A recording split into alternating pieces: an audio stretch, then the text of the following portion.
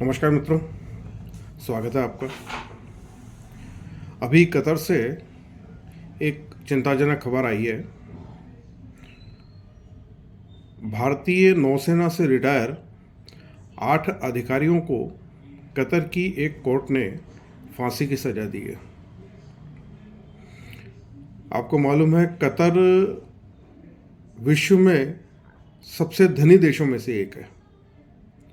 Qatar हालांकि बहुत छोटा सा देश है, 26-27 लाख कतर की आबादी है और कतर की राजधानी दोहा है। दोहा हमेशा से चर्चा में रहता आया है। आपने देखा होगा, अभी हमास और इज़राइल का जो युद्ध हो रहा है उसमें अमेरिका ने अभी 2-3 दिन पहले अपने 2 बंदियों को हमास से छुड़वाया है। 7 अक्टूबर को हमास ने जब इज़राइल पर आक्रमण किया था तो वहाँ से बहुत सारे लोगों को उठा के बंधक बना के वो ले गए थे। उनमें अधिकतर इजरायली नागरिक थे, लेकिन इजराइल के अलावा अमेरिका और अन्य देशों के भी नागरिक उनमें थे। तो अमेरिका के जो 2 नागरिक थे, अमेरिका ने उन बंधकों को हमास से छुड़वा लिया। और ये किस तरह संभव हुआ? अमेरिका के कतर से अच्छे संबंध हैं, दूसरी तरफ कतर के हमास से अच्छे संबंध हैं। आप देख रहे होंगे, अभी हमास के जो सरगना हैं वो दोहा में देखे जा रहे हैं। उनकी अभी कुछ समय पहले फ़ोटो भी आई, दूसरे देशों के मंत्रियों के साथ बात करते हुए, दोहा में मीटिंग करते हुए। इस तरह का दूरदर्शन पे काफ़ी चर्चा में रही चीज़ें। तो अमेरिका ने कतर, कतर ने हमास, तो इस तरह जो संबंध बने, इसकी वजह से 2 अमेरिकन नागरिकों को, बंधकों को हमास ने छोड़ दिया। ये पहले 2 बंधक थे जिनको हमास ने छोड़ा। बाकी देश भी अपने अपने स्तर पे कोशिश कर रहे हैं। क्या होगा वो बाद में देखने वाली बात है।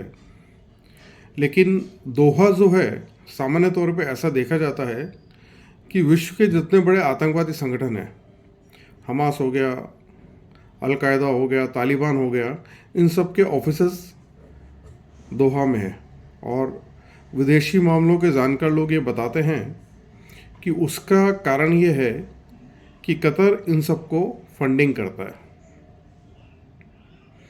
खैर, ये सारी चीज़ें अपनी जगह है, पर जिन 8 भारतीय नौसैनिक, पूर्व नौसैनिकों को कतर में पिछले साल अगस्त 2022 में गिरफ्तार किया था, उनको फांसी की सज़ा कतर की एक कोर्ट ने दे दी है। आश्चर्यजनक बात इसमें यह है कि उनके ऊपर जो आरोप हैं वो अभी तक नहीं बताए गए हैं। ये जो 8 पूर्व नौसैनिक थे, ये भारत की नौसेना से रिटायर होने के बाद कतर की एक कंपनी में काम कर रहे थे और उस कंपनी का काम कतर की नौसेना के जवान जो है उनको ट्रेनिंग देना और दूसरी सेवाएं मुहैया कराना था। ये जो 8 भारतीय नागरिक पकड़े गए, इनके साथ वो जिस कंपनी में काम कर रहे थे उस कंपनी के मालिक को भी गिरफ्तार किया गया, लेकिन उसको कुछ समय बाद छोड़ दिया गया। लेकिन ये जो 8 भारतीय नागरिक थे, इनकी कोई सुनवाई नहीं हुई और ये अभी जेल में ही हैं और अभी उनको एक कोर्ट ने फांसी की सज़ा दे दी है। तो चिंताजनक पहलू एक तो ये है कि लगभग साल भर हो गया इनको, और दूसरा ये है कि हमास और इज़राइल का जो द्वंद्व चल रहा है, इस बीच में इस घटना का आना कि उनको फांसी की सज़ा दे दी गई है।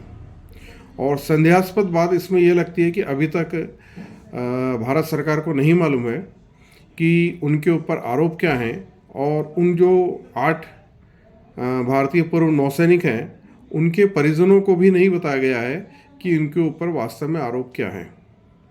हालांकि भारतीय सरकार ने यह स्पष्ट रूप से कहा है कि वो इस पूरे मामले को गंभीरता से देख रहे हैं और जो भी कानूनी सहायता उपलब्ध हो सकती है वो उन 8 पूर्व भारतीय नौसैनिकों को उपलब्ध कराई जाएगी। भारतीय सरकार निश्चित रूप से वो सारे कदम उठाएगी जो उनको उठाने चाहिए, कूटनीतिक स्तर पर और दूसरे स्तरों पर भी। लेकिन मेरी चिंता भारतीयों को लेके है कि इस घटना को 1 साल हो गया और अभी उनकी फांसी की सज़ा डिक्लेयर हुए भी 5-7 दिन हो गए, लेकिन भारतीय जनता में, भारत के लोग जो हैं, उनमें इस बारे में प्रतिक्रिया बहुत कम देखने को मिल रही है। जितने टीवी चैनल आप देखेंगे, सब में पहले यूक्रेन और रशिया का युद्ध के बारे में आ रहा था, अभी हमास और इजराइल इन सब के बारे में आ रहा है, लेकिन ये जो 8 भारतीयों को फांसी दी गई है, इनके बारे में बहुत कम लोग बहुत कम चीज़ें बता रहे हैं। मित्रों, पूरे विश्व में कहीं भी अगर कोई भी भारतीय किसी भी तरह के कष्ट में है, तो हम भारतवासियों की जिम्मेदारी है कि हम उसकी चिंता करें, क्योंकि भारतीय होने के नाते वह हमारा भाई है। इसी प्रकार जब इन 8 भारतीय लोगों को फांसी की सज़ा सुना दी गई है, तो ये 140 करोड़ भारतीयों का दायित्व बनता है कि सरकारों पर यह प्रेशर बनाएं कि उन्हें ससम्मान वापस लाया जाए। जो लोग फिलिस्तीन के समर्थन में आज आंदोलन कर रहे हैं और रैलियां निकाल रहे हैं, मैं उनको भी कहना चाहूँगा कि फ़िलिस्तीन कभी हमारे लिए, कभी हमारे भले के लिए आगे नहीं आया। कश्मीर का मामला हो या दूसरे मामले हों, तो फ़िलिस्तीन को छोड़िए, जो हमारे अपने लोग हैं उनको बचाने के लिए रैलियां करिए, उनको बचाने के लिए सोशल मीडिया पर एक्टिव होइए और भारत सरकार, इंटरनेशनल मीडिया को और हर तरह इस चीज़ को फैलाएं कि उनको, जो भारतीय लोगों को जो फांसी की सज़ा सुना दी गई है और उसके आरोप पत्र भी अभी तक पब्लिक डोमेन में नहीं है, तो उनको तुरंत और जल्दी सकुशल ससम्मान वापस भारत में लाया जाए। हम सब कोशिश करेंगे। एक बात और बताऊं, मुझे भारत सरकार पर पूरा यकीन है।